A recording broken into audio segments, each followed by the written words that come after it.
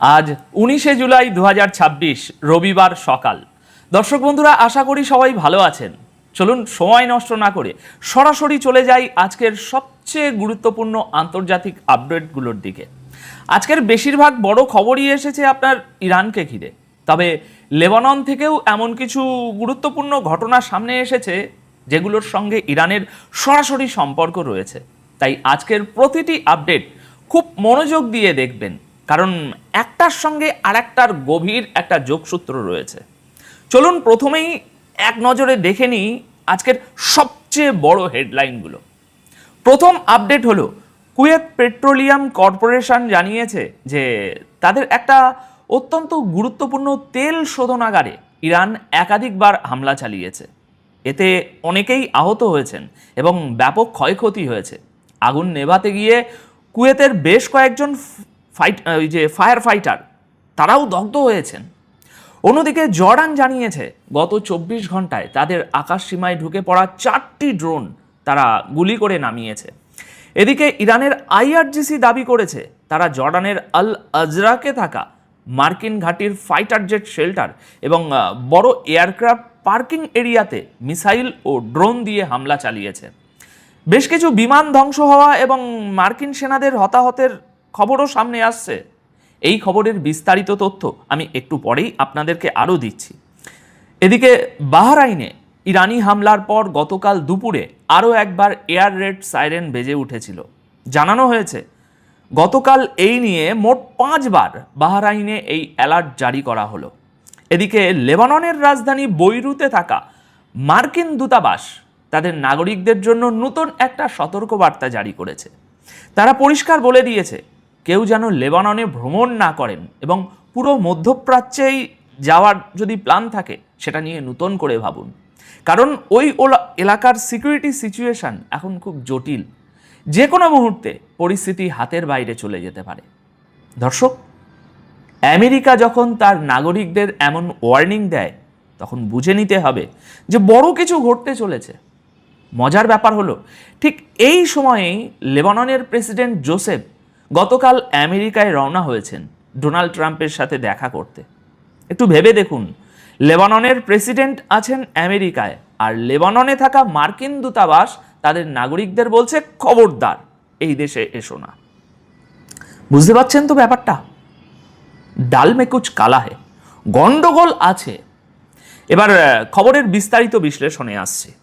প্রথম খবরটা রাশিয়া আর ইউক্রেনের যুদ্ধ নিয়ে, তারপর আমরা ইরান এবং লেবাননের দিকে এগোবো। দর্শক, ইউক্রেন এবার রাশিয়ার উপর এমন একটা ভয়ঙ্কর হামলা চালিয়েছে যা আগে কখনো দেখা যায়নি। সবচেয়ে বড় কথা হলো, ইউক্রেনের হামলার আঁচ এবার সরাসরি রাশিয়ার রাজধানী মস্কো পর্যন্ত পৌঁছে গেছে। মস্কোতে dozen dozen air defence system আগে থেকেই মোতায়েন আছে।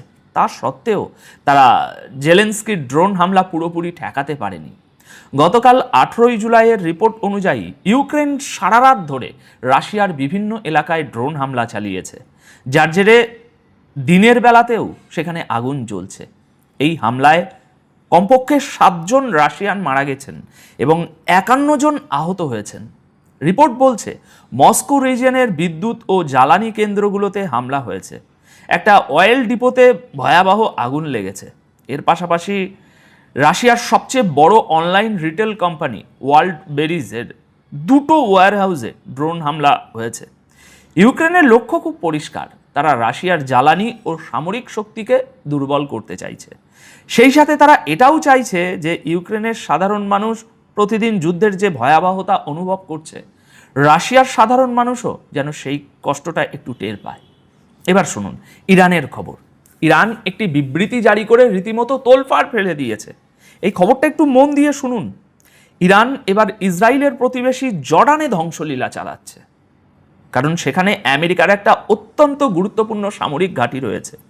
গতকাল 18 জুলাই সকালে জর্ডানের মুফাফক আল সালতি এয়ারবেসে ইরান বেশ কয়েকটি ব্যালিস্টিক মিসাইল মেরেছে।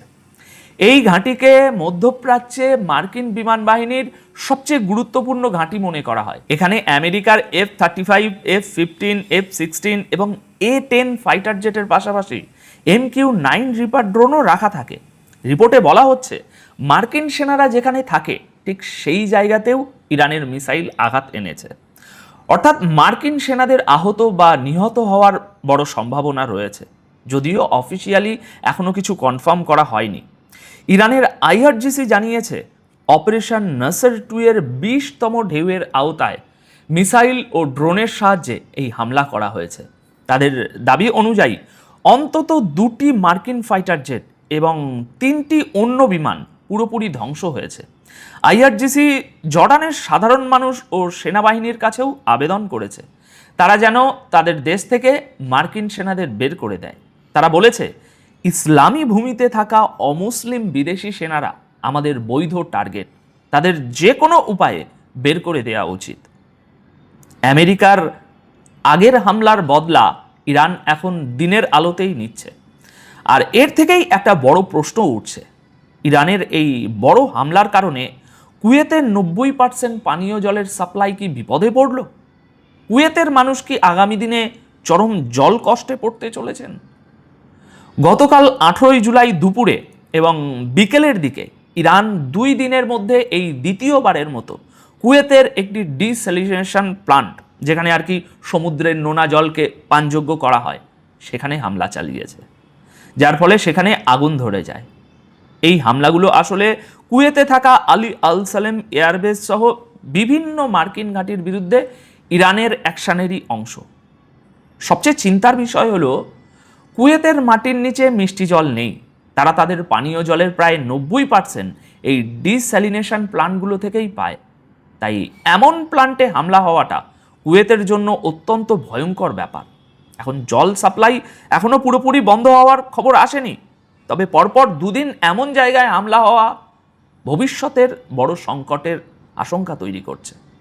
দর্শক বন্ধুরা, কুয়েতে যা হচ্ছে ঠিক একই রকম ঘটনা ঘটছে ইরানেও।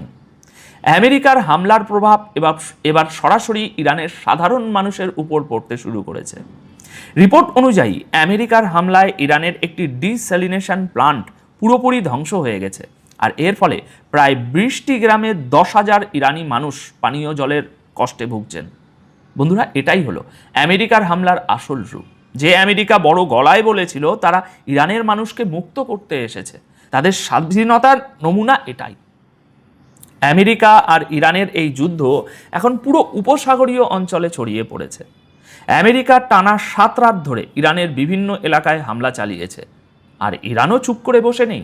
ইরানের নিউজ এজেন্সি মেহের নিউজ জানিয়েছে আইআরজিসির নৌবাহিনী কুয়েত এবং বাহরাইনে থাকা অনেকগুলো মার্কিন ঘাঁটিতে একযোগে হামলা করেছে।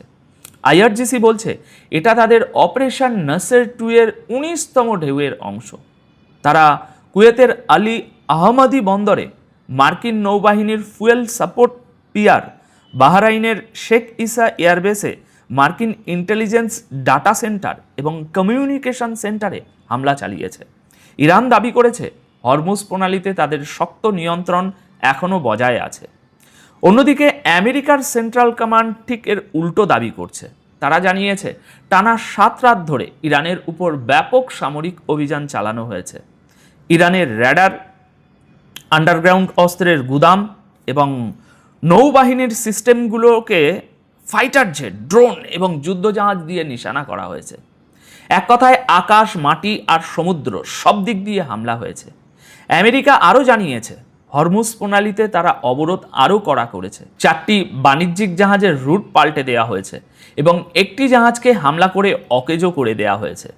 মার্কিন হামলার জেরে ইরানের ইজাদ এবং আহবাদ শহরেও ব্যাপক বিস্ফোরণের শব্দ শোনা গেছে। সেন্টকম তাদের বিবৃতিতে বারবার একটা কথা মনে করিয়ে দিচ্ছে যে এই মুহূর্তে মধ্যপ্রাচ্যে আমেরিকার প্রায় 5,000 সেনা মোতায়েন রয়েছে। এই সংখ্যাটা বারবার বলাটা একটা বড় অর্থ আছে। একটু তলিয়ে ভাবলে বুঝবেন, ইরানের সামরিক শক্তিকে খুব পরিকল্পিতভাবে দুর্বল করা হচ্ছে। সমুদ্র উপকূলে থাকা তাদের সব টাওয়ার, র্যাডার ধ্বংস করা হচ্ছে। এর মানে হলো আমেরিকা সমুদ্রের দিক থেকে বড় কোনো গেম প্ল্যান করছে, কারণ সেখানে তাদের প্রচুর যুদ্ধজাহাজ রেডি হয়ে আছে। আগামী দিনে পরিস্থিতি কোন দিকে যায় সেটাই এখন দেখার। তো দর্শক